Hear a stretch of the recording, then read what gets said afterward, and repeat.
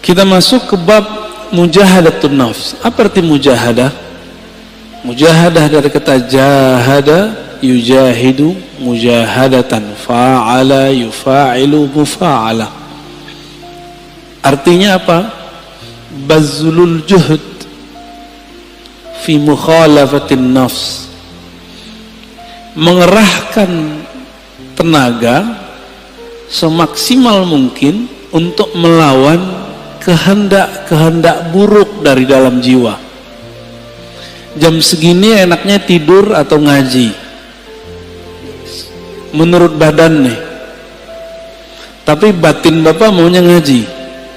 Maka yang duduk sekarang itu bukanlah nafs yang ammarah, tapi nafs yang sudah mulai masuk ke gerbang mutmainnah.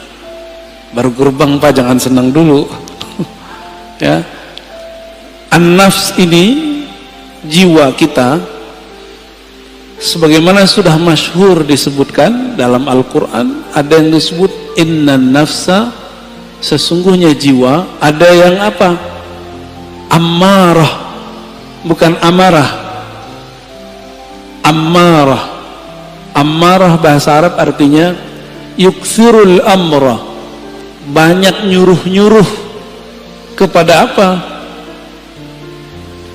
Bisu, dengan yang buruk-buruk. Jam 3 enaknya tahajud atau molor. Molor ya. Itu normal itu. Tapi mujahadatun nafs itu melawan sisi normal manusiawi, menjadi di atas itu. Yang gak pernah tidur, yang gak pernah capek itu siapa? Malaikat. Malaikat itu gak pernah tidur. Maka di saat seseorang melawan rasa ngantuknya, dia sedang menghidupkan sisi malaikat dalam dirinya. Karena dalam diri kita ada karakter nuriyah, karakter malaikat. Kalau mau makan, antum mau makan nih, normalnya orang kalau pagi-pagi jam 7, jam 8 lapar nggak? Terus antum shaim, puasa, malaikat makan nggak? Itu namanya mukhalafatun nafs, mencoba melawan kebiasaan diri. Biasanya makan, dia nggak makan. Jiwa itu level pertama namanya ammarah bisu. An-nafs al-ammarah bisu, jiwa yang selalu mengajak kepada yang negatif. Enggak saya, enggak antum, sama. Mau ustadz, mau kiai, hatta wali, apalagi cuma wali murid ya. Hatta wali Allah itu ada an-nafsnya al-ammarah bisu dalam dirinya. Bedanya dia bisa meredamnya. Jadi jangan dikira para wali itu selamat juga dari an-nafs al-ammarah. Dia ada dalam dirinya, namun Allah mengizinkan untuk meredamnya. Ciri-ciri an-nafs al-ammarah, ide-idenya untuk berbuat yang rendahan itu lebih banyak daripada yang tinggi, yang bernilai. Keinginannya untuk berbuat yang buruk lebih banyak daripada keinginannya melakukan kebaikan. Itu ammarah bisu. Bahkan ammarah bisu ini lawan dari nafsul mutmainnah. Dia menjadi agen-agen maksiat. Kalau ada dia, maksiat tambah seru. Itu ammarah bisu. Sebenarnya itu diri kita sendiri ya. Jadi jangan dilihatkan ke orang, itu kita sendiri. Kalau dia agak baik dikit dan menjadi an-nafs al-lawwamah, jiwa yang lawwamah. Apa arti lawwamah? Lama yalumu lauman, mencela. lawamah yang banyak mencela dirinya, menyalahkan dirinya. Coba antum habis maksiat nyesel nggak? Habis nyesel nyalahin diri nggak? Atau nyalahin orang? Sama, nyalahin diri, nyalahin orang, berarti an-nafs al-lawamah. Ada penyesalan, lalu mengalamatkan penyesalan itu ke orang lain, ini gara-gara dia nih, gitu ya, atau ke diri sendiri. Kalau sudah bisa menyalahkan diri sendiri, berarti sudah lolos dari nafsul ammarah masuk ke nafsul lawamah. Dari nafsul lawamah sudah di ujungnya, karena sudah bisa memandang bahwa diri kita lah yang bermasalah. Ciri-ciri nafsul lawamahnya belum bisa disembuhkan kalau maksiat, kalau salah selalu menyalahkan orang. Ini kena handphone nih, ini karena musik nih, musik yang disalahin. Kan baru muncul kemarin ada artis mau hijrah, mau tobat, yang disalahin gitarnya, yang disalahin dia, yang maksiat yang disalahin musiknya. Musik itu awal pembuka maksiat. Masya Allah, saya nggak bela-bela musik juga karena saya nggak bisa main musik, tapi kalau dia menyalahkan musik berarti dia belum menyalahkan dirinya sendiri. Yang disalahkan diri kita sendiri. Anda mau tanya sama antum, lebih berbahaya musik atau smartphone? Penyebab maksiat. Lebih banyak maksiat yang ada di smartphone yang antum pegang itu atau musik? Cuma karena musik banyak lawan jenis yang suka sama dia, lalu dia tergoda, yang dia salahkan musiknya. Ada kok orang main musik gak tergoda, malah gak laku-laku juga ada. Jadi gagal karena belajar tazkiyatun nafsnya tidak benar. Belajar tazkiyatun nafsnya ala hawa nafsu yang baru.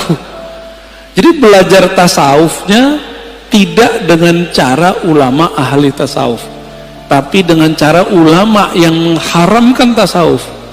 Akhirnya begitu jadinya. Ya, terjadilah yang antum tonton beberapa bulan ini. Rame nggak? Rame, ya. Berarti ada yang masalah dalam dirinya, ada masalah dalam gurunya, karena tidak bisa mengarahkan. Jika engkau ingin menyalahkan orang, salahkan diri sendiri.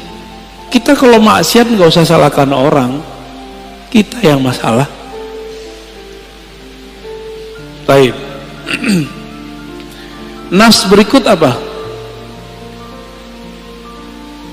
Udah lawamah, naik ke mulhamah, fa'alhamaha fujuraha wa taqwaha. Setelah Allah menyempurnakan jiwa, maka Allah mengilhamkan kepada jiwa bahwa di dalam dirimu, hai jiwa, ada fujur dan takwa. Ini banyak yang salah terjemah ayat, dikira Allah lah yang membisikkan kepada jiwa keburukan dan kebaikan. Bukan. Coba perhatikan ayatnya. Fa'alhamaha fujuraha. Lalu Allah mengilhamkan, memberitahukan kepada jiwa sifat buruknya ini loh, dan takwaha, sifat baik kamu ini. Bukan terjemahannya Allah lalu membisikkan supaya dia berbuat baik atau berbuat buruk, nah begitu ya. Ini ada fi di dalamnya. Fa'alhamaha fujuraha wa taqwaha. Ada satu riwayat yang masyhur di kitab-kitab, cuma sayang setelah diteliti Imam Suyuti, Imam Ibnu Jauzi, riwayatnya dhaif, tapi maknanya sahih sesuai dengan ayat-ayat ini, bahwa dahulu kala awal Allah menciptakan nafs jiwa. Ini riwayat didhaifkan, emang dhaif, setelah saya teliti dhaif, Tapi riwayat ini saya masukkan ke Israiliyat. Kalau masuk ke Israiliyat kita boleh cerita, ya. Tatkala Allah menciptakan nafs, lamma khalaqallahu nafs, ketika Allah menciptakan jiwa, maka Allah bertanya, man ana wa man anta, aku siapa, kamu siapa? Apa kata jiwa? Anta anta, ana ana. Apa kata jiwa? Ente ente, ane ane. Jadi yang suka ngomong gua, saya, itu sifatnya nafs. Jujur, suka nggak ngomong saya, menurut gua? Seneng nggak? Seneng ya? Kok dia nggak menghargai saya? Gitu. Pernah ngalamin gitu nggak? Ya. Kok dia nggak menghargai aku? Nah, ada perasaan begitu dalam berinteraksi? Berarti nafsnya lagi on, Pak. Lagi on itu. Ditanya lagi, man anta wa man ana, siapa kamu, siapa aku?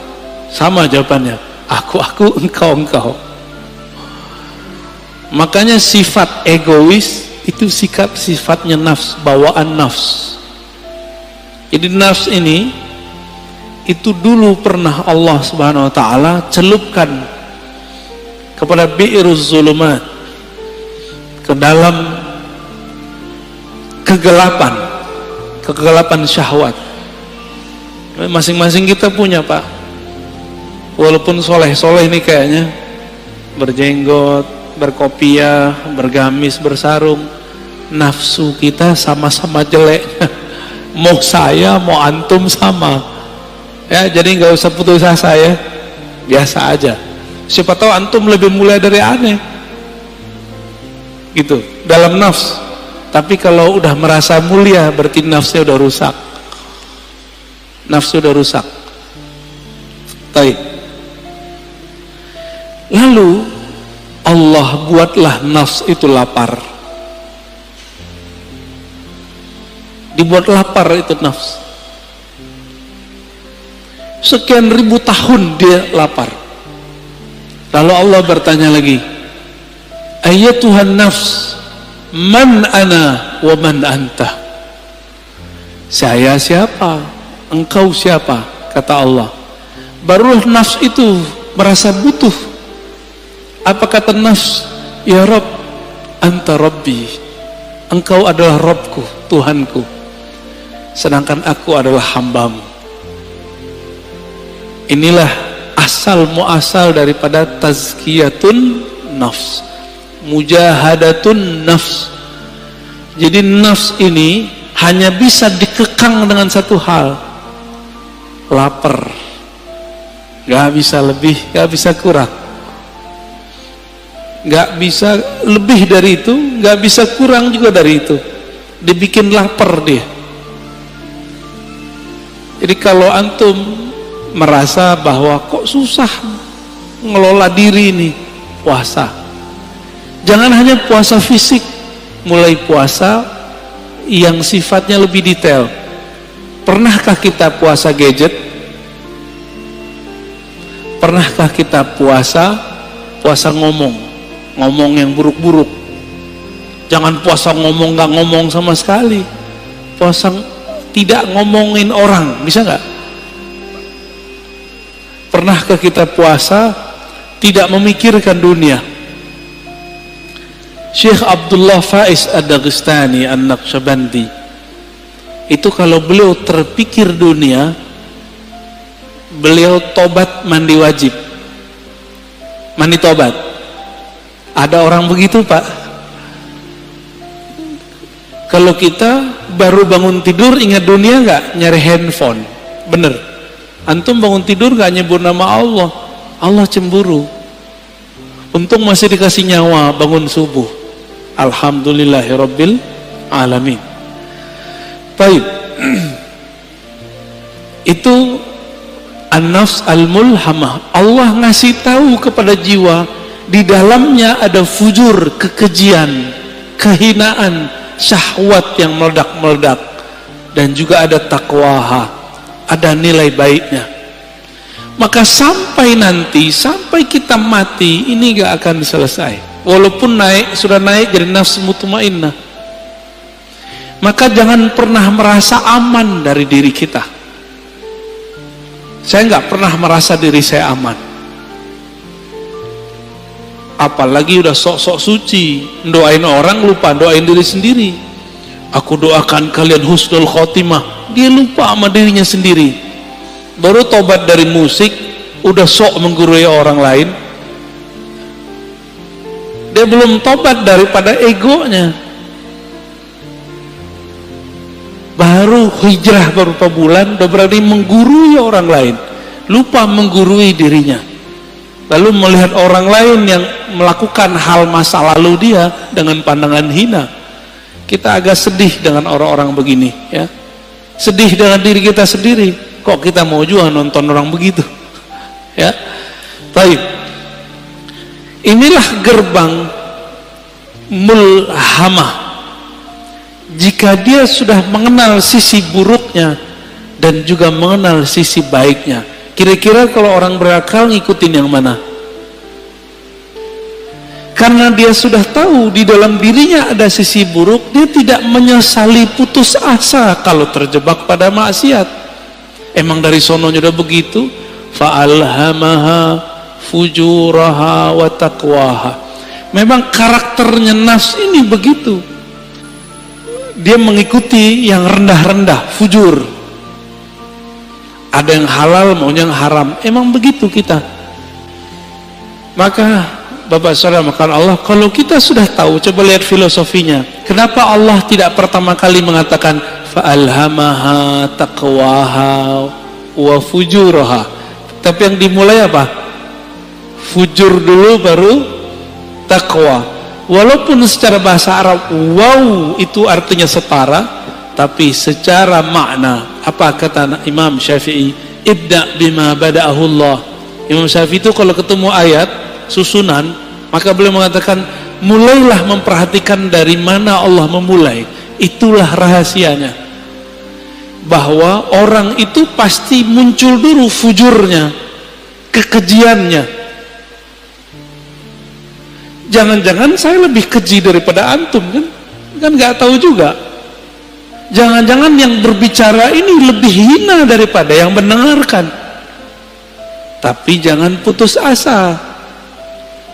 Allah itu ngasih tahu bahwa diri kita hina. Kalau kita terjebak, jangan putus asa.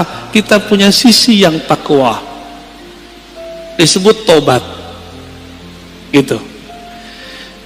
Maka orang-orang yang bertobat dari masa lalunya dengan menyalahkan dirinya sendiri, tidak menyalahkan orang lain, lalu mentazkiyah dirinya, membersihkan dirinya, baru kemudian membicarakan yang lain. Orang ini sudah mulai naik ke makom berikutnya, an-nafs al-mutmainnah, jiwa yang tenang. Lalu bagaimana cara supaya jiwa itu bisa dibersihkan?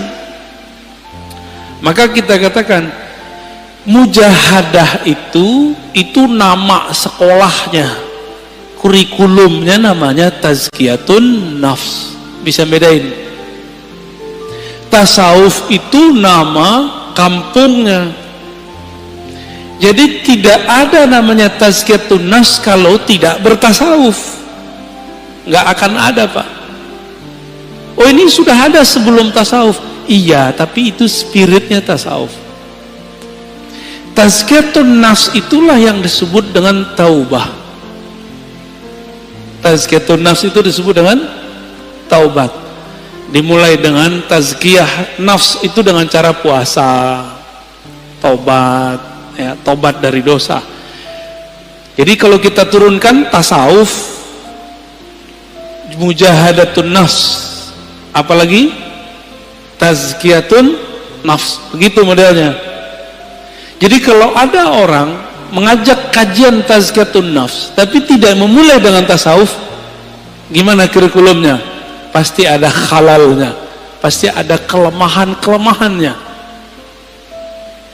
Kayak gitu modelnya. Karena nggak tahu petanya tadi, dimulai dari jiwa yang 4. Ammarah, lawamah, mulhamah, baru masuk mutmainnah. 4 aja udah cukup dulu sebelum yang 3 yang lain. Jadi taubat itu bukan saja dengan cara mencela maksiat kita. Taubat itu dengan cara tazkiyah, itu pertama. Lalu tahliyah yang kedua. Apa arti tazkiyah? Membersihkan diri dari yang kotor. Kita kalau mau sholat, tubuh kita kotor, kita langsung sholat atau mandi dulu? Mandi itu namanya tazkiyatun nafs. Mandinya orang-orang maksiat tobat. Supaya simbol dan maknanya nyatu, maka ada namanya mandi tobat. Pernahkah kita mandi tobat? Maka mulai pagi ini coba Bapak sekali sehari niat kalau mandi itu mandi tobat. Mau ngamalin? Ya. Jadi ketika kita mandi, kalau mandi tobat berani nggak pakai celana? Maka pakai kain basahan. Kecuali antum bukan mandi tobat, pakai kain basahan atau pakai celana kita mandi. Cara mandinya gimana? Mulai dari wudhu, lamain di kaki, siram kaki kita dulu. Udah siram kaki, mulai pundak, baru kepala.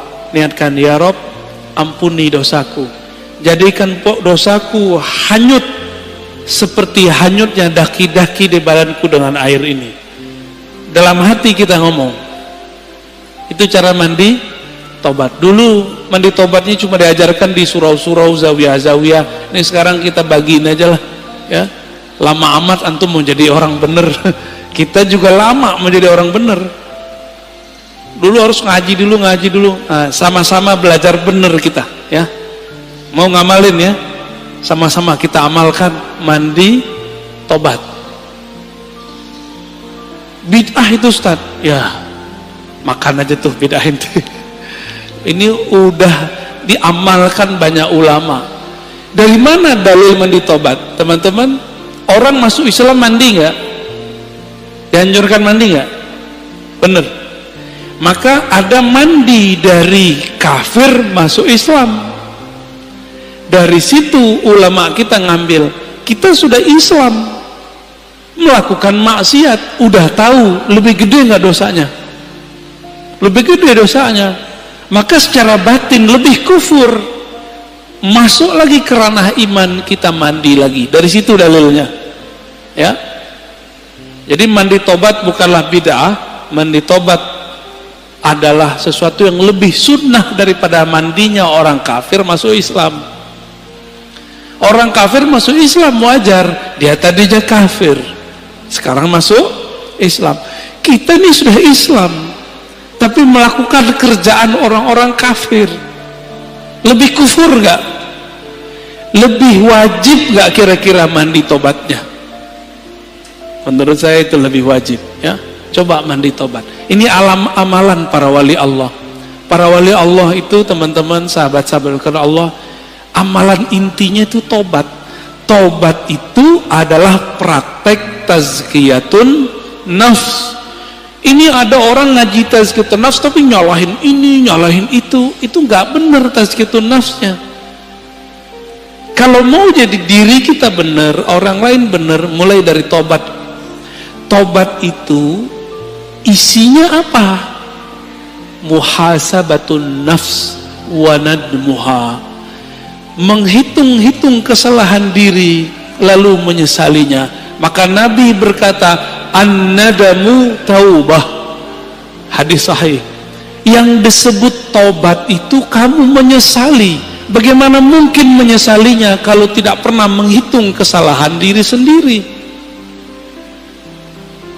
Pernah nggak ngitung kesalahan kita? Yang ada kita ngitung kesalahan orang, kesalahan gitar, kesalahan musik lagi yang disalahin, orang teman lagi yang disalahin. Itu di luar nggak ada. minum khamar itu tua, kalau nggak diminum nggak masalah kan? Masalahnya antum minum itu aja. Baik. Tasawuf dalamnya apa? Mujahadatun nafs. Dalamnya lagi apa? Tazkiyatun nafs. Inti tazkiyatun nafs apa? Taubat. Ciri-ciri orang tobat, dia suka mencari kesalahan dirinya sendiri, bukan kesalahan orang lain, apalagi kesalahan kelompok lain. Paham? Apalagi kesalahan thariqat lain, manhaj lain. Kalau di dunia kerja, ciri-ciri orang yang sudah tobat, pribadi tobat, dia kalau ada kesalahan dalam pekerjaan tim tidak suka menyalahkan kawannya, tapi dia suka menyalahkan dirinya sendiri. Makanya kemudian prinsip-prinsip agama ini sudah menjadi sistem dalam perusahaan-perusahaan. Ada namanya report, benar. Report, laporan. Laporan harian, laporan mingguan, laporan bulanan, laporan tahunan, benar. Itu namanya muhasabah. Jika orang-orang sekarang bekerja untuk dunia pakai prinsip tobat, kenapa untuk akhirat tidak menggunakan prinsip tobat? Jika ada perusahaan tidak menggunakan sistem report, kira-kira dia punya kemajuan nggak masa depan? Nggak ketahuan dia maju. Dia ngerasa maju tapi nggak maju-maju. Samalah kira-kira begitu. Jika seorang jiwa, suatu kelompok sibuknya dengan kesalahan orang, tidak sibuk dengan kesalahan diri sendiri, spiritualnya gak naik-naik. Ya, jumlah orangnya bisa tambah banyak, tapi jiwa mereka tidak berkualitas. Di dalam Al-Quran, Allah berfirman, wajahidu fillahi haqqa jihadih, dan berjihadlah, bermujahadalah, ya. Mujahidu artinya bermujahadahlah fillah. Jadi ada dua, jihad itu fi sabilillah, sedangkan mujahadah fillah. Bisa bedain? Jihad di jalan Allah, kita sedang memperjuangkan agama Allah, itu jihad fi sabilillah. Tapi kalau kita sedang melawan diri sendiri, itu namanya jihad fillah. Jihad mengalahkan diri, memenangkan Allah, itu namanya surat, ya, surat Al-Hajj ayat 78. Ini dalilnya kita.